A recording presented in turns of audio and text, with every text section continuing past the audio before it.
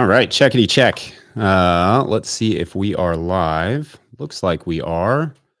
All right, get this over to Mike.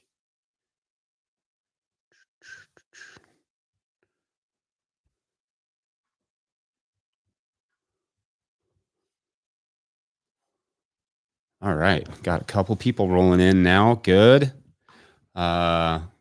Can you all give me a thumbs up if you can hear me? Because I never know.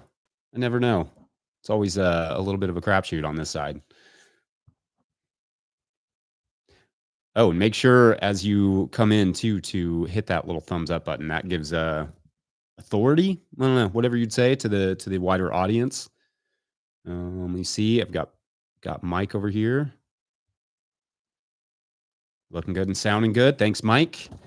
All right. Let's get our stuff rolling then, y'all.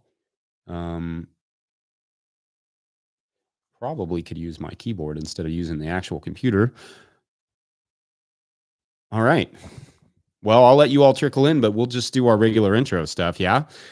Hey nerds, Farmer Jesse here. Welcome to Growers Daily, your daily dose of ecological farming insight. It is Wednesday, August the 27th, and today we are live. I will be taking your questions and having a good old time in the process, so let's do it.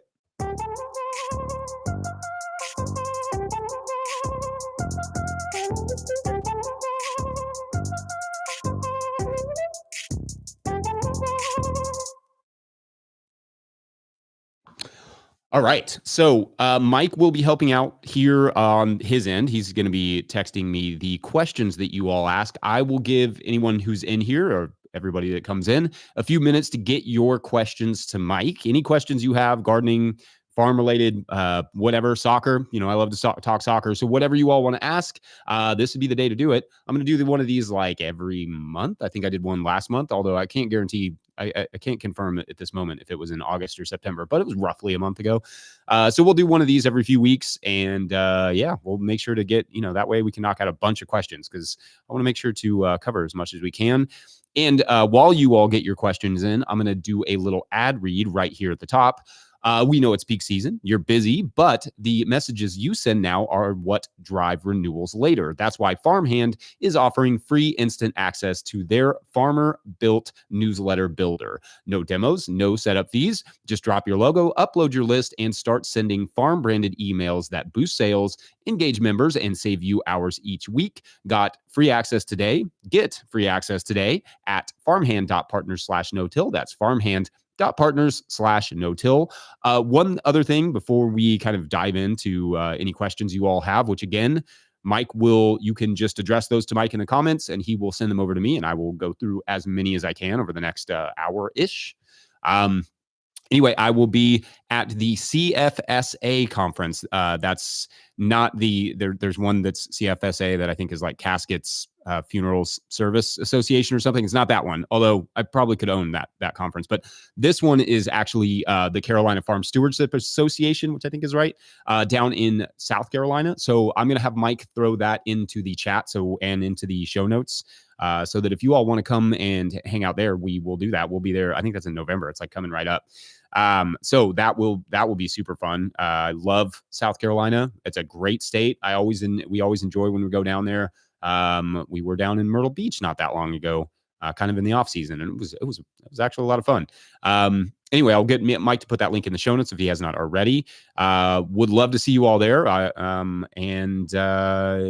we're gonna, let's see.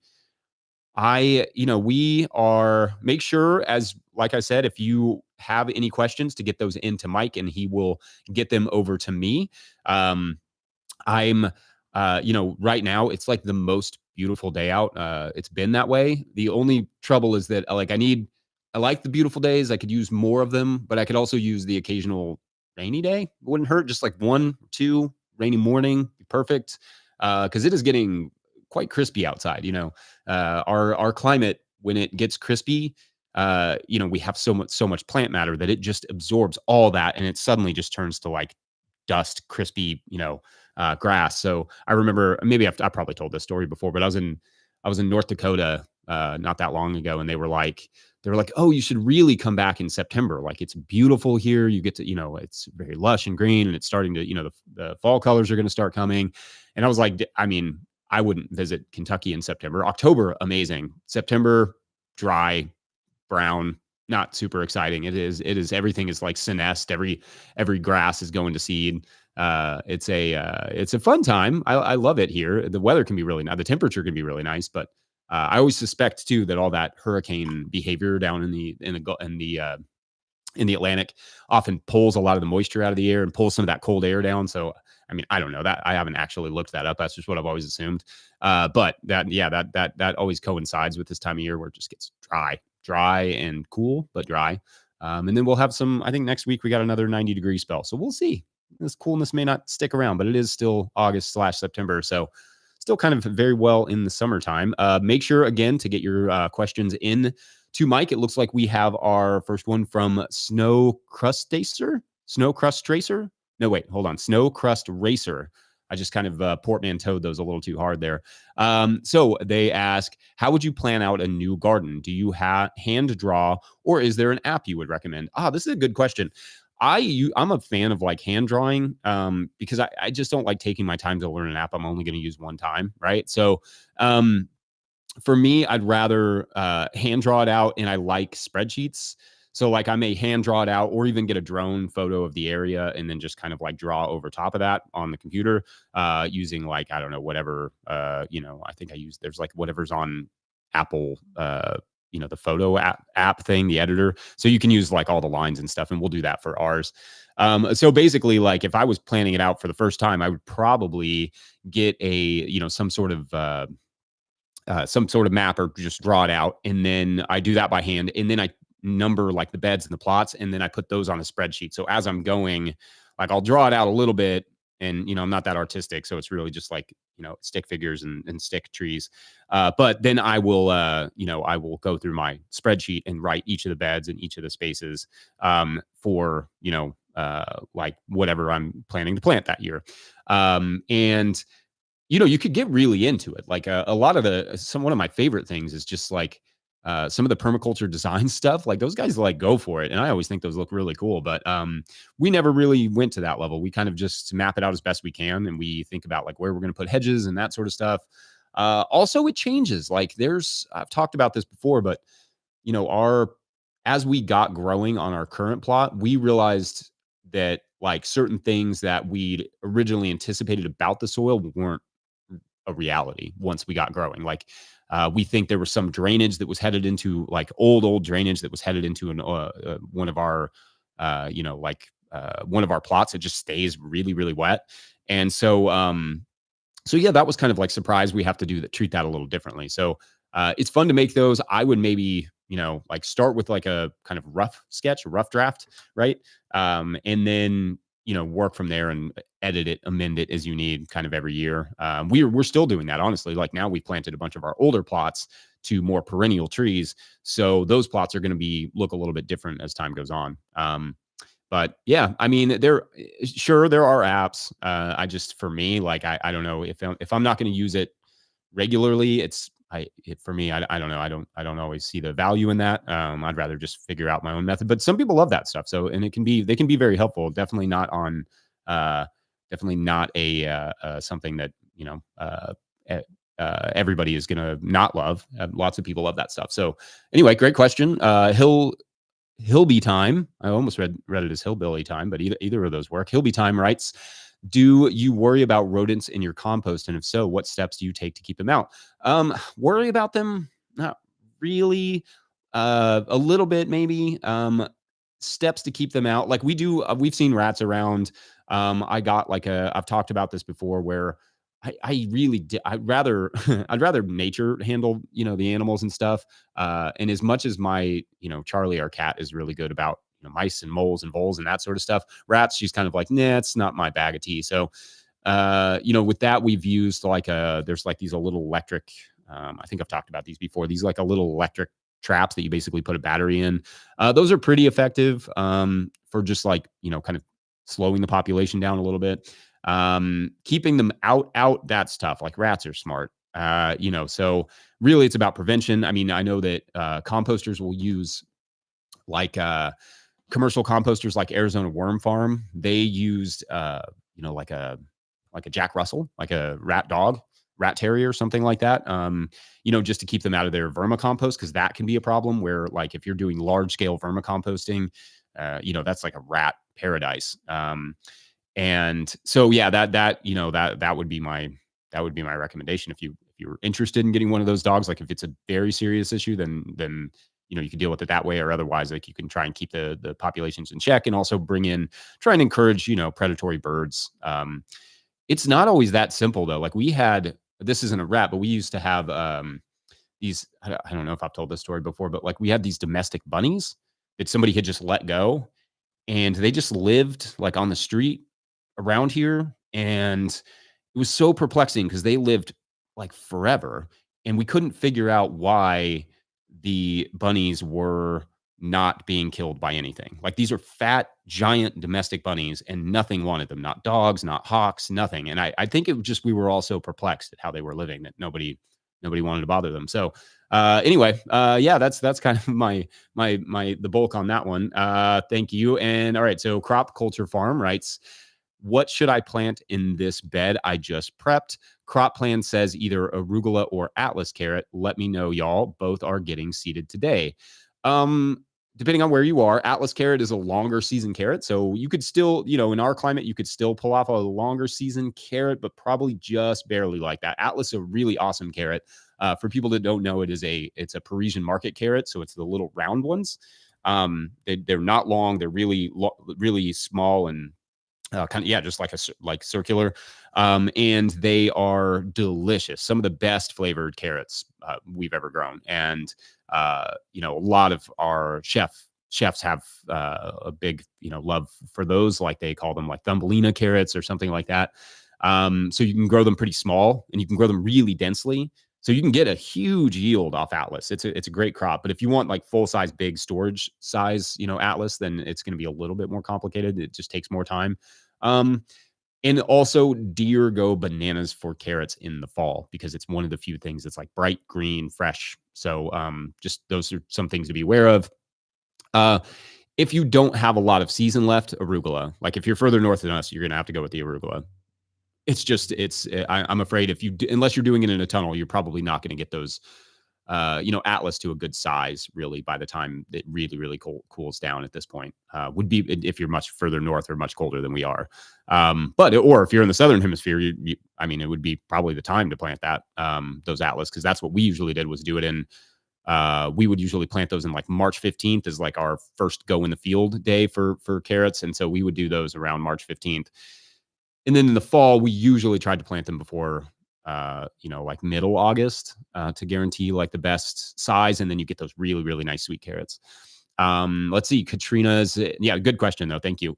Katrina's Adventures writes, how does someone transition from a full-time office job into farming life and keep the bills paid, especially when starting off usually requires high upfront capital and minimal gross revenue? Well, this is the question, right? Like the big thing is it takes a lot of capital. It takes a lot of experience to do it well. There's no shame in starting small, keeping that job to some extent. And, I also think like we can't overlook farm collaborations. I think that's probably the most sustainable way in some ways to go about it. Just think about it like you'd be starting any other business. There's no one right answer for this. I really want to hesitate to say like quit your job and go run and start farming, because a lot of people do that and a lot of people fail doing it that way.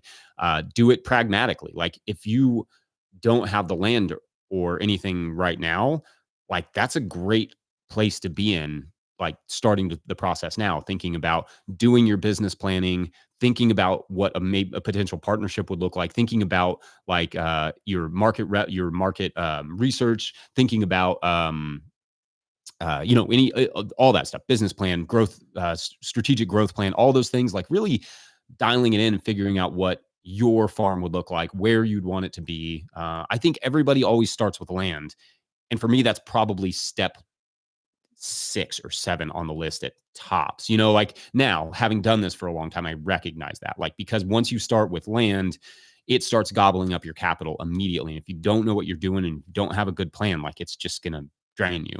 And I love farming. But I also at the same time, like, there's no need to jump straight into it because I want you to be successful at it. Like, so that's why I recommend, thinking about, do you know somebody else that's like interested in it too, that you all can go in together and share that, that responsibility a little bit, share that risk. And there's a PS on this one. I think I'm often told that renting or leasing a field is a good start, but working the land requires full-time commitment while the everyday bills still require full-time pay. Yeah, I mean, renting or leasing a field is a good start. It's often cheaper. It's like often really cheap, depending on where you are. And the land preparation for me, like if you can do it right now, then you can basically sit on it. If you can get it all prepped right now and then sit on it over the winter and really get your plan nailed down and get your garden plan and all that stuff nailed down, I mean, that would be great because then, you can still keep your full-time pay and then move into it in the fall, in the spring. Also, like, it doesn't have to be a full-time gig. It could be much simpler. Like, you may not need nearly as much land as you want to start, and then you can establish a business and then grow it from there. Like if you have established like a small microgreen business, you could be like, oh, okay, I could add lettuce and carrots and whatever else. So I'm going to need a third of an acre for those things, or even an eighth of an acre for those things. And then you start like looking to how to add on and slowly grow your business. Because it is easy to start with too much. I mean, a lot of people will call me or write me or whatever and say, hey, I bought 10 acres. Now what? I'm like, sell most of it. No, but like, that's a lot. Like 10 acres is a lot of land. You probably, just depending on what you're wanting to do. If you're wanting to do animals, that's a different story. But if you're wanting to do vegetable production, you don't really need very much. So it just depends. It depends on your situation, where you live, where you want to end up. And also, making sure you're getting your savings down. You want at least like 6 months that you can take care of yourself without, getting into trouble. And that's the same way with running, having employees. You want to make sure that they can be covered for 4 to 6 months without running into trouble, because that's so stressful when you're like, oh, I got bills to pay. I got an employee to pay. Like a lot of that just comes from poor management of the funds, and poor thinking about how much you're going to need to survive. So, yeah, I don't know if that's helpful. I know I'm not trying to be under inspiring, but I'm also not trying to be overly inspiring. I want farms to be successful. So I don't want you to anyone to just jump in and quit their job if they have like a good job that they can slowly start on the weekends or start in the evenings and then kind of move on from there, because it's a lot of work. Yeah. But I wish you the best. I hope it is successful. Anthony Bowman writes, short of space here in Northern Ireland, considering guttering on a south-facing wall to grow salads, etc. Any recommended crops for that kind of system other than leafy greens? Interesting. I mean, a lot of people like hydroponic sort of systems like that would probably say, strawberries are an option, leafy greens are an option. Maybe something like some ornamentals could be an option. Some sort of plant starts that you could sell that people could keep alive at their house, if you wanted to sell them. If you're just looking for stuff to eat, herbs is another option. What else do people grow in those? I don't do any sort of hydroponics, so that's not always my area of expertise.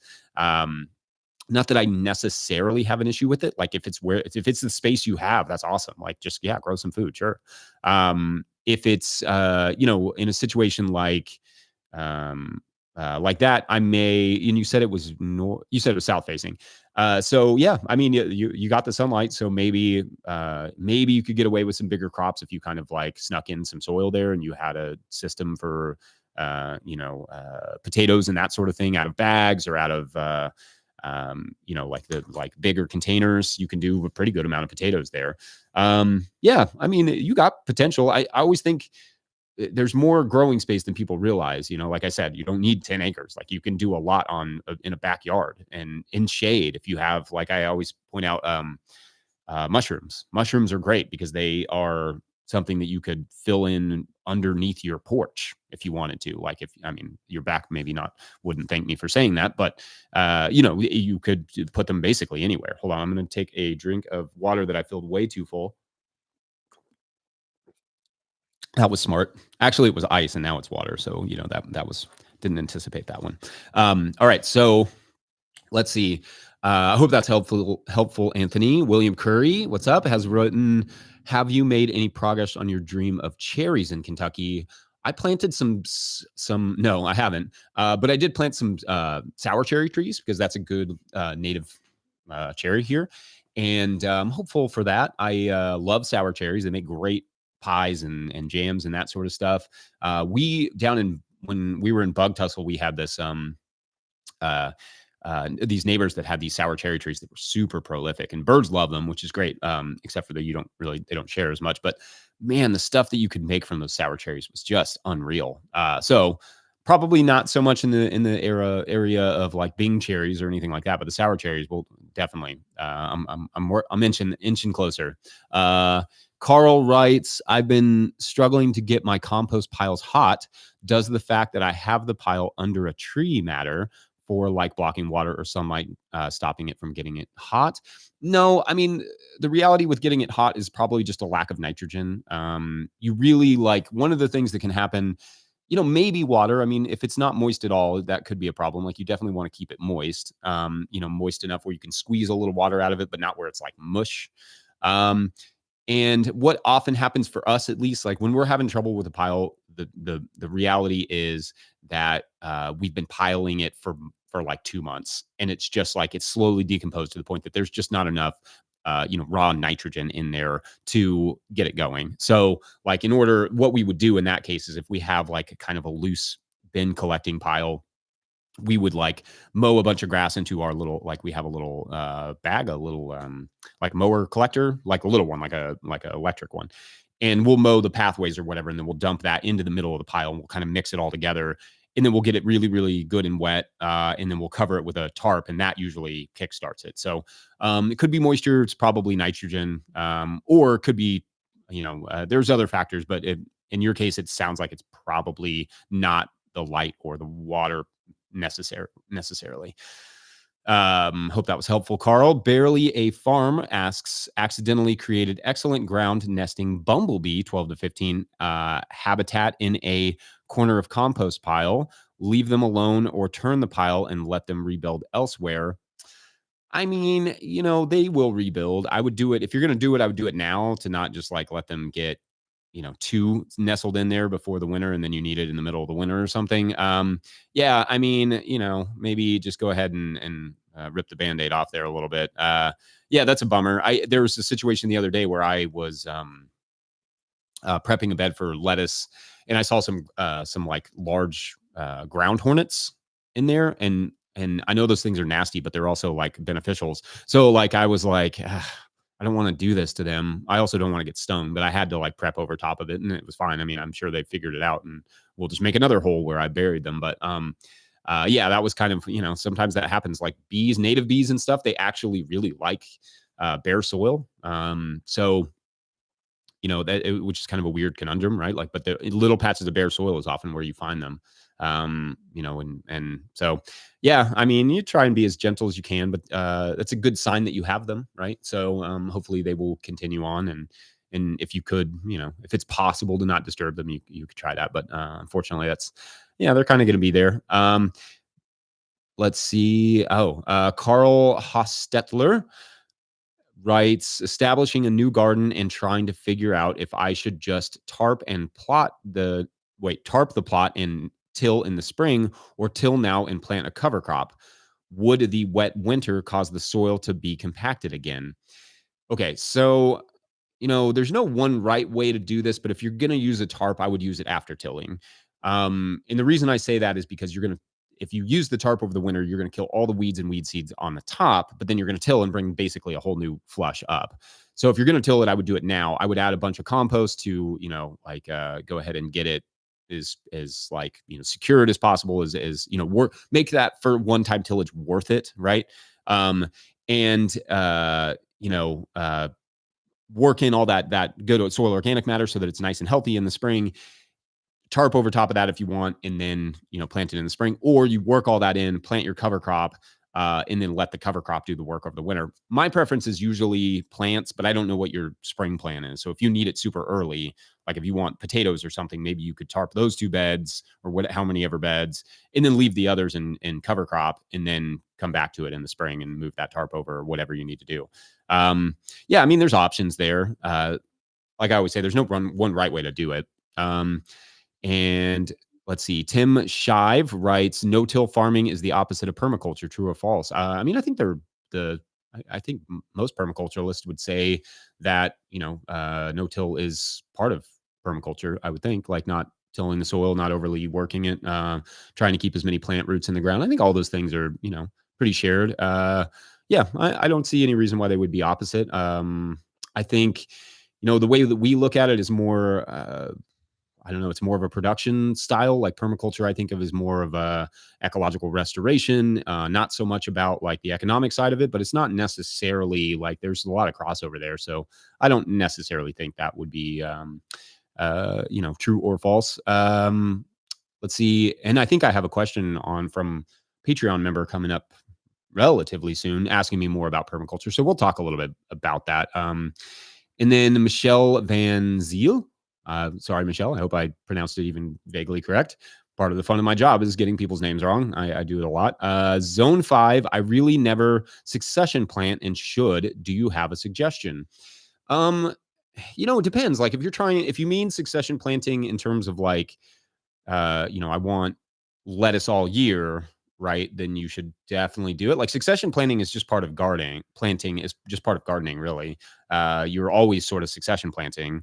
In terms of, like what we do is we have lettuce every single week. So we always have a succession going in the ground and coming out of the ground. So we're starting it, we're planting it, and we're harvesting it every week. And so that way we never have a gap in our lettuce.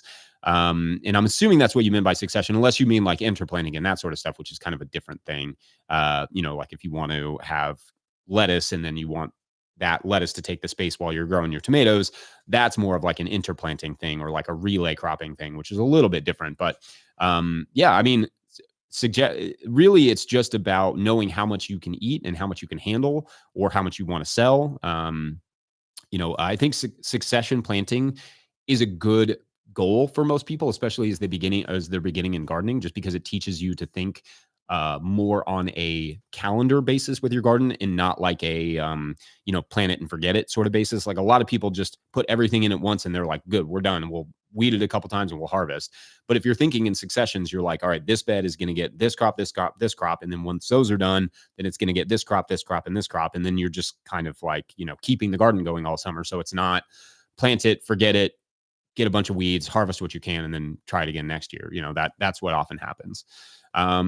Let's see. Justin Van Dyke asks, Jana Farms here in San Diego. What's up, San Diego? I love San Diego. What varieties would you consider to plant on the embankments we created terracing to grow vegetables? The terraces are over 100 feet and as tall as 20 feet, erosion, pollination. Let's see, what varieties would you consider to plant on the embankments? I'm assuming you mean like vegetables here. Created terraces to grow vegetables. Yeah, okay, so you said that. Yeah, I mean, it depends. Like if your terrace is like sort of south facing, you could do like warmer weather crops. If it's sort of northern facing, then maybe you could, have some of the colder season crops. But really in that climate, you're not getting super, super hot necessarily, and you're not getting super, super cold. That's a lot of good year-round production. But there's tall as 20 feet, which I'm trying to picture. Like, is it a 20-foot tall terrace and then it goes over? That's very interesting. You could do lots of stuff that, it would be very fun to have stuff cascading down the sides of those terraces. I could imagine like, what's that the cucamelon, that sort of thing could be fun. You could probably grow all sorts of stuff down the sides of those, that would just sort of cascade down. But our friends over there at Sage Hill Ranch Gardens do smaller terraces. I mean, they're certainly not that, they cover a lot of ground, but the terraces themselves aren't that high. Maybe head height in some of them, or maybe a little taller than that. But those are, yeah, I mean, that's very cool. The way that they did things there. So we've done a couple videos with them. You can check out what they're doing, but they do everything. There's no limit to what they grow on those terraces. As far as I know, I mean, they grow a wide variety of vegetables, and they just continue to expand, and it's very cool. It's one of my favorite looking farms just to look at. It's just built right into this hillside. So yeah, that's Sage Hill Ranch Gardens. They're not far from you. Let's see. A rum gremlin, fun to say. What would be the best crop to sell at farmers markets to yield the highest dollar amount for the beginning part-time farmer? Well, part of that, I mean, the highest yielding and highest profit crops are usually the faster crops like radishes and lettuces, baby greens, microgreens probably being the top in terms of profitability. But if you look at a market and they have all those things already, then it's not going to be that high profit, because you're going to have to compete on price, and you're going to have to compete on people, already selling those things, and probably already having an established market. So part of the answer to that is, what is the niche that you're trying to fill? If you go to the market and nobody's doing any summer lettuce, then that may be the answer, because that's what we've done for a long time. It's just like, nobody wants to bother with summer lettuce, so we'll do it. And then you have things like like radishes, any of those fast turnips, arugula, like I said, microgreens, that sort of stuff is probably your highest value, highest profit stuff, because it's the least cost. But then, some of the other crops can be, once you get into that 40, 50, 60-day period, like you start getting carrots and squash and that sort of thing, they're not quite as profitable. But if nobody's selling them and you can charge a little bit more, you can make a little bit more money doing those crops. So, it depends. It's all contextual, right? It just depends on your market. All right. Maureen, thank you for that. It's a good question. Maureen Ajwang writes, how do I manage pest and disease threshold the first season of turning a conventional farm to open field organic? I am scared I might not harvest anything within the first season. This can be complicated. It's not anything I've had to deal with personally, but certainly depending on what the crops were there before, if you're trying to grow, for instance, on an old vegetable farm and they were growing a bunch of brassicas or something, it may be, something that you want to look into to investigate, like what were they growing in those fields before, so that you can avoid doing that same thing yourself. Like, you may want to avoid those crops for a year or two just to get through the pest and disease and get those cycled through there. And maybe it's all the normal stuff. You want to get good soil health down. You want to get some good compost down. You want to make sure that the compaction is addressed. You want to make sure that your moisture is good. Just all the normal management things. And you'd be surprised. Like, it can take a while to get a conventional plot turned to a regular plot, or in our case, like a very compacted plot turned into a plot with decent health on our clay soil. It can take a little while, but if you're using the, good soil practices, it may not be as bad as you fear. But I also wouldn't just like go and risk it. But I wouldn't do that anyway. I wouldn't recommend anybody be like, all right, I've quit my job and I've planted everything in my garden, and here's hoping. I want you to be successful again. So, and then also use insect netting and that sort of stuff if you can, just to as insurance, just to make sure that you're not, getting any pests that you shouldn't, or that you don't need to, like an avoidable pests.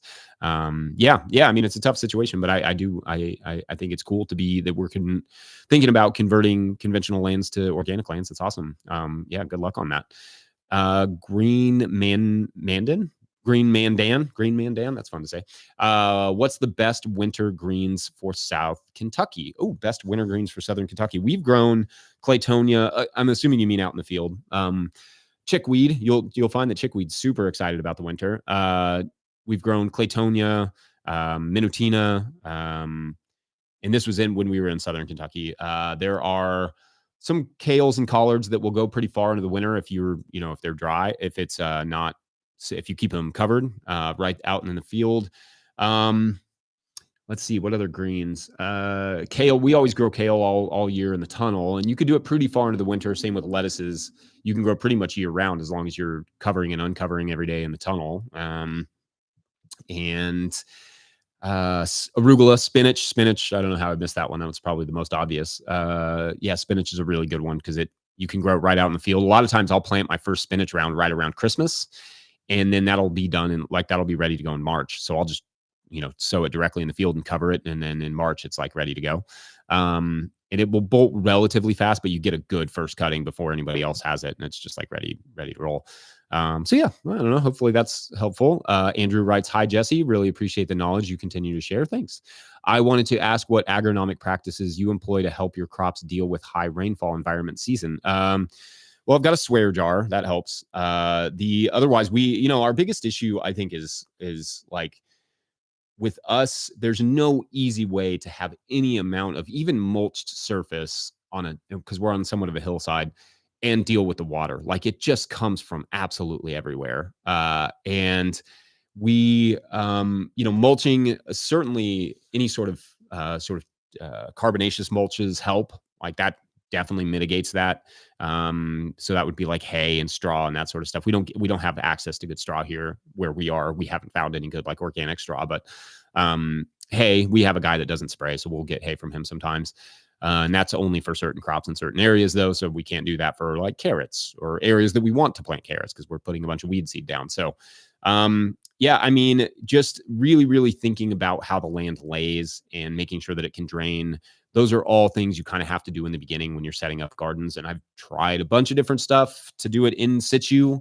And it has mixed results. Sometimes can be successful. It can sometimes be a total mess. So that's fun. While I'm talking, I want to mention that our friend Clara Coleman has she does like the Winter Growers podcast, Real Farmer Care. Maybe I can have Mike. I didn't prep him for this, but maybe Mike will put a link in the show notes to just get, if you all want to support them. Clara's doing great work, and she, helps a bunch of farmers to get started and get going in their first season. So you should just make sure you're following Clara and all of her work. She's so awesome. She's done a lot of work for us, and we just love. She's amazing. She's a wealth of knowledge. That one. So anyway, we'll move on. Let's see. Jason Grinch writes, "Hello from Vancouver, Washington. Hello from Vancouver, Washington." Got me there. Best cover crop for a quick biomass bump between now and winter, zone 8B. Best cover crop for a quick biomass bump between now and winter. Probably you could do like, honestly, maybe like peas still would be the best one because you're going to get a lot of below and above ground biomass. You could even mix in some like sorghum Sudan grass or something that's going to die in the winter, right? AB, you're probably going to get a pretty good hard frost. But that could be a cool option. And I like the idea of, let's see, what other good sorghum Sudan grass is a really, really good biomass producer. You could even throw some like millet in there, or some, I'm trying to think of stuff that would die pretty easily for you, assuming that's what you want. If you want it to go over the winter, though, I would wait a little while longer that you're seeing that you're in 8B, but you could get into, your rye and vetches and that sort of stuff would be, and vetch and 8B maybe risky, but rye at least. Yeah, I mean, sky's the limit there. I would avoid something like buckwheat because it's just not going to give you any biomass. Same with most of the beans, rather. Peas do pretty well, but the beans are often not a ton of biomass. Peas, if they're planted densely enough, though, I feel pretty good about that. All right, let's see. And if anybody else has any thoughts on this, feel free to put those in the comments as well. What are this is from Thomas Van Wert, who writes, "What are some of the most overrated crops and what are some underrated crops?"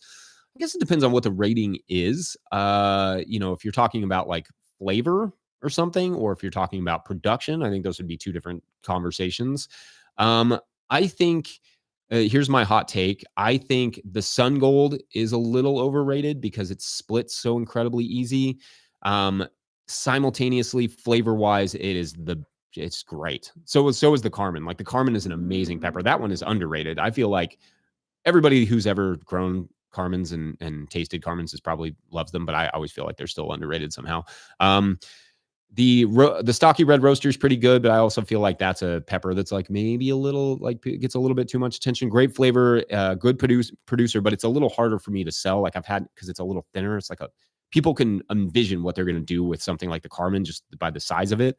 But something like the stocky red roaster or one of those others, great flavor, a little harder to sell. Also, I think,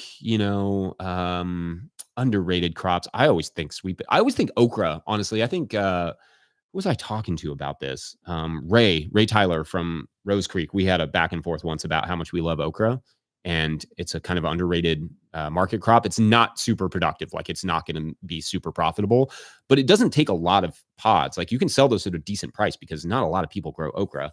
It's a beautiful plant. It's nice. It's a plant that most people don't grow. So we like to grow okra, and it is the worst to pick though. And once you get used to it, I mean, now I don't pick it with gloves or anything, but I remember when I first started picking okra, I was like, this shouldn't even be legal. This is outrageous, but delicious stuff. And I love okra. I didn't grow a lot of it this year, but I kind of regret that. Let's see. I don't know if that answers your question. I in my head, those are the ones that came to mind. Let's see. Scott Wachman writes, good morning, home gardener and science nerd. Awesome. I have several fruit trees and would like to grow something useful in their part to full shade in southern Florida. Any ideas? Yeah, I mean, in southern Florida, sure. Like basically any of your greens, any kales, any collards, any lettuces, any of that stuff, I think would be fair game. A lot of the stuff that's going to be harder for you in full shade is fruiting stuff, but in southern Florida, like you may be able to still get away with cucumbers and squashes and that sort of stuff in partial shade. Because it's so hot down there. A lot of people I know out in like North Carolina and stuff will grow a lot of their summer crops rather in like under shade cloth. That's the word I was looking for. And that can be, they can get really good production that way, even those are fruiting crops. But like over the winter, that may be a little different because you're losing a little sunlight there. But down in Florida, you lose a ton of sunlight. It kind of stays more steady for you all. Anyway, yeah, that's that. I don't know that the lot of options there, and the full shade is a little bit more difficult. You do want some amount of sunlight, but partial shade, there's a lot of opportunity there. All right, so let's see, Johnny Crash, Johnny Crash, yeah, that's right, Johnny Crash. Writes, hi Jesse, I want to grow cauliflower and broccoli for harvesting in fall/winter and spring. I have a tray ready to plant for the fall harvest. When should I start the ones I want to overwinter? Zone 8-ish, 8B-ish, and in the Netherlands. Oh, shouts to the Netherlands. I love the Netherlands. I mostly because of soccer, but also just I find like the water management really fascinating. And anyway, talked about that before. Grow cauliflower and broccoli for harvesting in fall, winter, and spring. It's gonna be a little late for you all because you're pretty far north on the sunlight front. So if it's a faster broccoli, you could probably get away with it. If you wanted to overwinter it, and you're in zone 8B-ish, if you wanted to overwinter it and you could keep it covered, it's gonna be tough. I mean, let's see. Do you have the Yeah, I don't know. I mean, I think that you could try it and then just keep it covered through the winter. Because what's going to happen is if it heads up before winter, you're going to get and it gets frosted, you're going to end up with like kind of like these like rotten broccoli heads or cauliflower heads, and they just get kind of like brown and then they just kind of die. It's gross. But if you can keep it from heading up before then, which it sounds like maybe you're in that spot, then you could have a nice head coming into the spring. You just have to make sure it's protected from the same thing in the spring when it starts to flower. And I've never done that. Like I've never overwintered a broccoli to harvest that early, so I don't know, maybe somebody else would have some other insight on that, but I mean, there's no reason it necessarily wouldn't work because all of your brassicas are going to start flowering in the spring. It's just whether or not it would make a decent or better head that way. I think it's worth a try. I mean, if nothing else, it's a cover crop. So yeah, let's see. Brackets, petals, and produce asks alternative to sun gold. Don't get me wrong, I still love sun gold. It's a great tomato. What was the one? Citron? What was the one I grew this year? It's an orange one that I think I got from Johnny's or High Mowing. For us, our cherry tomato selection is usually about color and me trying a few different things. I like I need to have a red, a yellow, or two yellows. I often grow one with the sun gold because I want that first sun gold. And then after that, like the yield just kind of gets meh. It gets okay. It's okay. It's good. But yeah, there's I want to call it citrine, maybe citron, something like that. I feel like there's one from Johnny's. And yeah, and then I pick out like a black cherry, at least one red, at least one kind of like grape size one. And then I've been growing a couple like the longer what is that one called? A lot of the like just like the longer grape style cherries, and those are great. They're very the flavor's amazing. Um, and yeah, I think that's like it's a little bit of personal preference. Yeah, there's no good answer there. Andrew writes, "Hi Jesse, is your fertility program mostly coming from compost and mulch, or do you also apply other amendments through foliar and fertigation?" Mostly compost and mulch. I'd like to try.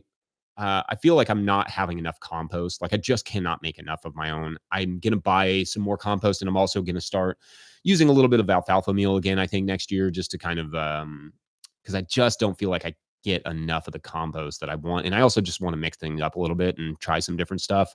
And then a little bit of like I like to have some kelp every other year. That's not based on anything necessarily, except for I just want to make sure the micronutrients are present, near the surface. And yeah, I mean, that's it. Like I don't do a lot, and sometimes that bites me, I think. But by and large, if I had more access if I made more of my own compost and really had the equipment to do it, I don't think I would use it basically anything but compost. I've had really good success doing that, but it also may just be our soil and our situation. Yeah. And then fertigation wise, like I will occasionally do compost slurries or like sort of like what's the word, fish hydrolysate compost slurry or compost emulsion or compost tea or that sort of thing. Like I do like to mix those together. I don't do a lot of teas. I do more extracts, but yeah, you got to get the idea. XCAL 101 asks Alexander Isak or Newcastle. Whose side are you on?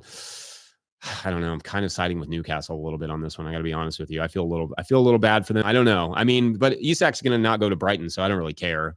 So Newcastle and Liverpool both having troubles with it. It always helps me. So that I'm good with that. Ethenicus, that's fun. Writes, "Hey Jesse, I'm in Central Texas, 8B, 9A. Do all crops need shade cloth when it's 95 plus degrees? I'm planting heat tolerant plants according to the local ag guide, but plants are still struggling." Yeah, I mean, yeah. In this case, I would certainly think for at least part of the day it wouldn't hurt, or at least through the establishment period. That's hot. Like once you're putting those crops out there, their roots aren't in that soil like ready to take off. So like you really do need a good like couple weeks of shade to just protect them and keep them happy. I mean, for me, like you need shade cloth, for that sort of, for those sort of conditions. But the beauty is I was in Dallas, was it last year before? And we went to the farmer's market and I was like, where are all the farmers? Like, it is so nice. It's like 50 degrees out. And I know it gets colder there, but I was like, it's 50 degrees out. There's plenty of sunlight. Why is this thing not like just filled to the brim with crops? So like if it were me and I'm down in, whatever, Texas, Dallas, whatever, that area, I'm going heaviest at when like I'm planting now like mad. And then in the summer, I'm not bothering because it's just, it's too hot. I would have cover crops out there and just let that. So I'm not having to use all that shade cloth and that sort of thing. Yeah, I mean, that's a tough situation. Or, utilizing some more trees or taller plants or getting like bed of sorghum Sudan grass and then like some, in between, maybe have a bed of something else and then a bed of sorghum Sudan grass. So you get a little, shade from those crops over the day. Like you can use sunflowers as well, just to kind of help, maybe think about ways in which you can use taller crops to kind of side up against, I don't even know if that's a term, but side up against, smaller, shorter crops, more sensitive crops.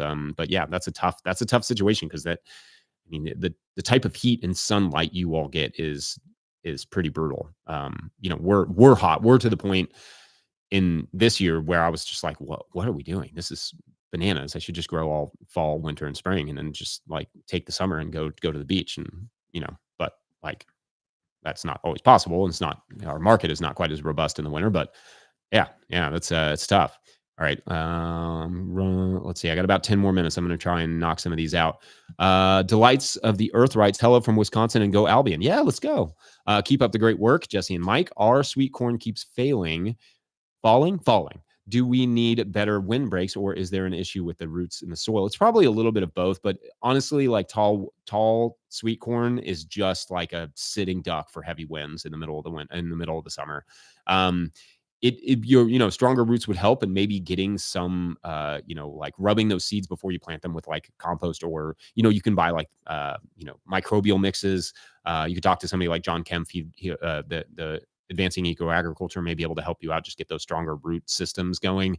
I don't use a lot of that stuff, but with my longer season crops like that, I love to get some compost on there because I want a good microbial presence going into the soil. I want good fertility there as well, just so they can get their roots locked in really well. And maybe it's a little too tight a spacing. If they have a little bit more space, it may let a little bit more wind through, but also like lock them down a little better. They just have more room to spread their shoulders.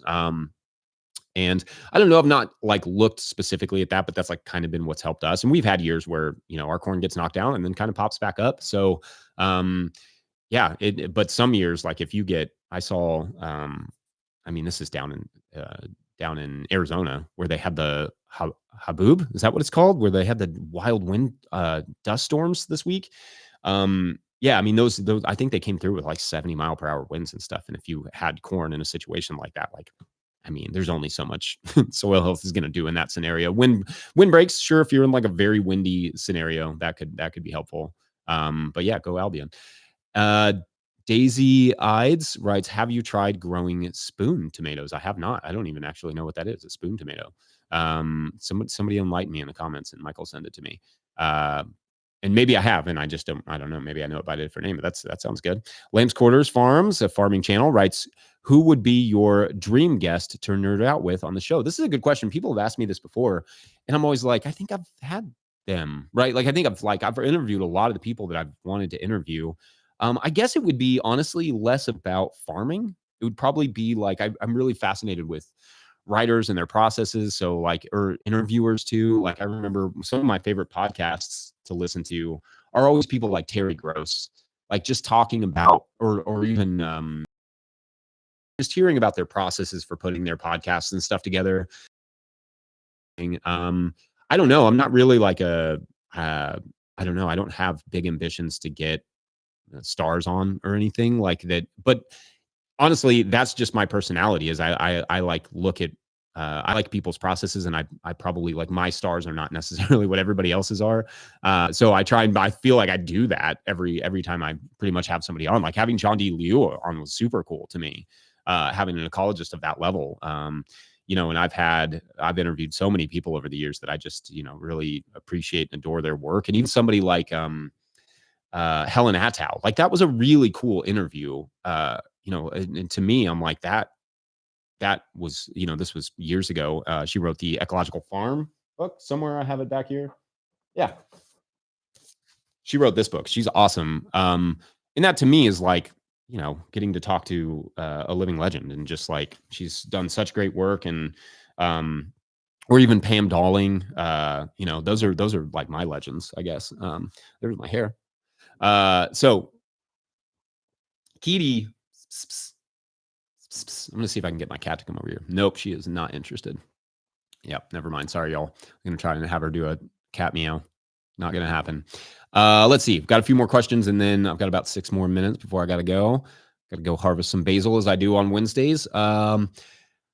Scott Waxman asks, how do you adjust, if you do at all, your fertilizing/amendment schedule when there are monsoon rains like this year, as opposed to the drought or drier weather you are currently experiencing? How do I adjust the fertilizing? Well, oftentimes I regret not having more mulch down. I don't know if that's an adjustment as much as it's just like, I wish I'd done that. Now, you don't always know, because in the spring, if I'd had more mulch down, I would have been cursing it, right? Because it was just so much you know, rain, like it would have been a problem, but it would have helped right now. Oftentimes, this time of year is when I find under hay, at least, that we have the most moisture. So yeah, that's I think, it's hard. It's hard to do it all right. I think the best thing that mitigates all weather, right? And I think about this all the time on like a large scale, is living plant roots, mulches, and just good soil health, and that mitigates so many issues with heavy rains to droughts, right? Like everything in between. So yeah, for me, it's like the practices are kind of the climate / weather mitigation strategy. And simultaneously, it's what we find produces the least weeds and the best produce. So that, yeah, I mean, it's kind of like our practices are the way we address those issues. And let's see. S. Hoback writes, how should one go about tips saving seed for the first time? I would like to reduce the need for store-bought seed minus trying new varieties. Bought your book, value your thoughts. Thumbs up. Cool. Thank you. So how should one go about saving seeds for the first time? I think pick a couple that make sense. Like tomatoes are relatively easy to save seed on. Look for plants that aren't diseased. Look for the plants that taste the best to you, that you like the production, that the style of the plant fits your production methods well. I wouldn't pick some of the more complicated stuff like corn necessarily, because it's cross pollinates so well, or like winter squash. Winter squash is not necessarily complicated if you know your winter squash families. But just choose the easy ones. Beans, peppers are relatively easy. Tomatoes are relatively easy. Starting with those easy ones. Peas, pick a handful and then just start there and see what you think. Lettuces can be a little bit more complicated because it takes a little bit more cleaning to do them. Yeah, I mean, those are some good options to start with. But also check out Dan Brisebois' book, which I'm sure is also somewhere right behind me. Sometimes I just see it right off the bat, but I'm not seeing it. But anyway, yeah, Dan's The Seed Farmer. Check that out. He will help you not only think about like what seeds make sense for saving for you, but also like if you want to turn it into a business, that's like an awesome place to start. Wildkeeper writes, have you ever met Wendell Berry? We have met Wendell Berry. My wife and I went and had like an afternoon hangout session with he and Tanya Berry back in 2013, maybe.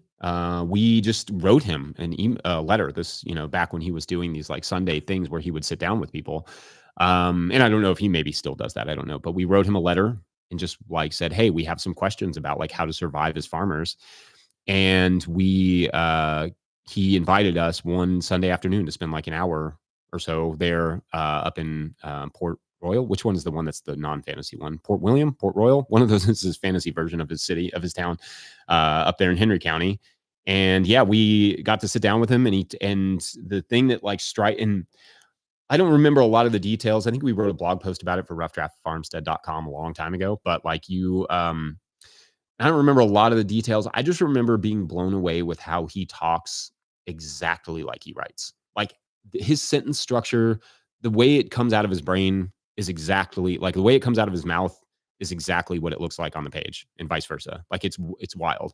But yeah, I mean, he's one he's the kind of person that I've seen him at a few conferences and stuff. Like he's done the Organic Association of Kentucky conference, several times. We got to see him there. And, I just think about like it's his sentence structure that just like blows me away. The way he thinks, like, there's this thing I often think about that he wrote. What is it? It's, hold on, let me get a drink of water and I'll tell you.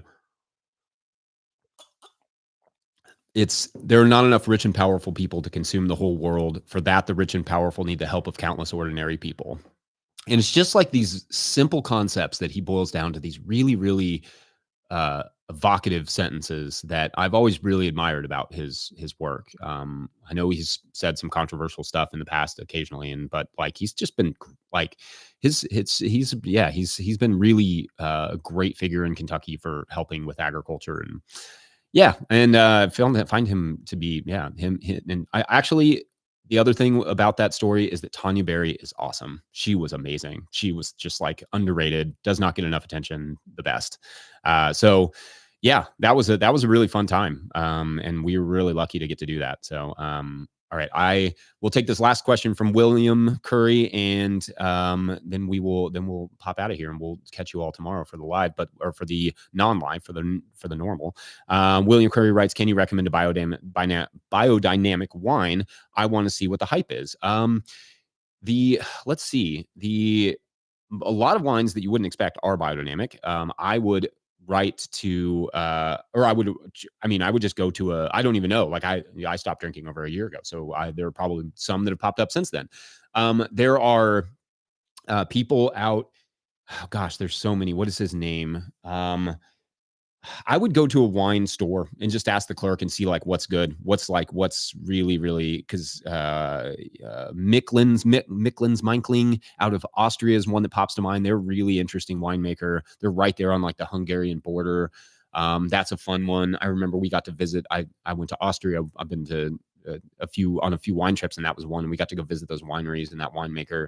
And I thought that was really cool. Like they were not pruning their vines in one area, and uh, their neighbor, and they were getting like lower yields, obviously, but their neighbors were furious. Like they would like burn these vines down. They felt it was like just an absolute abomination. And I was always like, well, these wines are the best now. And they do beer too. You've probably seen them. They're in the United States, but they were doing beer at the time, but I don't think they were selling it here. But that could be a fun one to try. But yeah, just go hit up a wine clerk and just be like, hey, like what's good? Because that to me is always the best recommendation, comes from the people who live it every day. And like, they've been to the tastings, that they've met the winemakers. Like a lot of the people that I knew 20 years ago when I was working in wine, a lot of them have retired, or they're, like they're a lot older now. So yeah, I would start there. Also, anything from Ginny and Francois, love their that importer. So I don't know if they import all over the United States yet, or at the moment, but they bring in a lot of cool stuff. Not all of it is biodynamic, but worked with them, when they were doing tastings in New York, and they were awesome. Anyway, thank you all for listening. I should probably do my little outro thing, should I not? Let's see. Yeah, well, I think I can find it. Let's see. Don't forget, No Till Growers is now officially a nonprofit 501c3. So donations are tax deductible and greatly appreciated. You can make sure you can learn about how to do that in the show notes. Please make sure to like and subscribe and or follow wherever you're getting this podcast. It's an easy way to help us out. Enormous thank you to all of our show sponsors. And if you'd ever like to sponsor the show, you can reach out to Farmer Michelle at notillgrowers.com. Huge shouts to Willie Breeding for the theme music. Mike Hilbert for the production help and editing and texting me all these questions. Shouts to you, Mike. Also, we're going to have a thing about the theme music tomorrow, so be on the lookout for that.